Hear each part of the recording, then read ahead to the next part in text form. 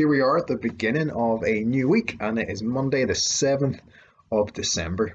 And the reading for day 7 of our Advent reading plan is found in Exodus chapter 16. And today we're going to read verses 1 to 5, and then we're going to skip forward to verse 31. Hold on though, I almost forgot for the first time to open up another door on the Advent calendar, so let me look for door number 7. Where is it? It's down here. Let me open it up and let's see what verse we have behind door 7 today.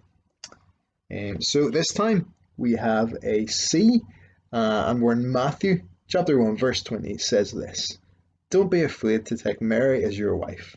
The baby in her is from the Holy Spirit." Today's Bible reading is called Life-Giving Bread. And since we're thinking about bread, let me start with a question for you. What is your all-time favourite kind of food? Now, I'm a big fan of pizza, and in the last week, I've been flicking through Facebook and I've seen there's a few places that are doing Christmas pizzas, and they look absolutely delicious. But now that you've thought about your favourite kind of food, let me ask you another question. How annoyed would you be if you couldn't have that food? You'd be really annoyed. You'd maybe be a bit grumpy. And in our reading today, that's where we find God's people, the Israelites. They've got food, but it's maybe not the kind of food that they'd like or want, and so they're getting a bit grumpy. Yesterday we thought about how God rescued his people from Egypt, but the journey to the promised land, to their new home, well, it was going to be a long journey.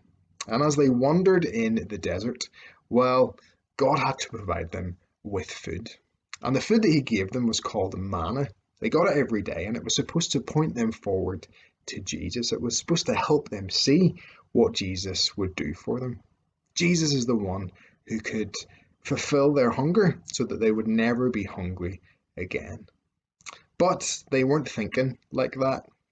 They were just thinking about their stomachs, and so they began to grumble that they were just eating the same food day in and day out. They didn't understand that God was trying to show them something really important through this food. God's people, well, they may have started wondering, is life really better now than it was back in Egypt? Have we done the right thing in following God? And the serpent, well, he whispers to us, and he wants us to have the same thoughts. He asks us a question: is life really better with God? Surely it would be better if you were in charge and could just do what you want to.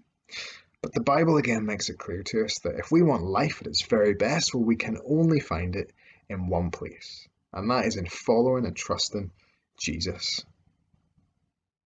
Only God can fill our hearts and truly satisfy us. That's why Jesus said in the New Testament, "I am the bread of life." When we trust in Jesus, we find everything we need. We will never be spiritually hungry again. When we trust in Jesus, he fills our hearts with life.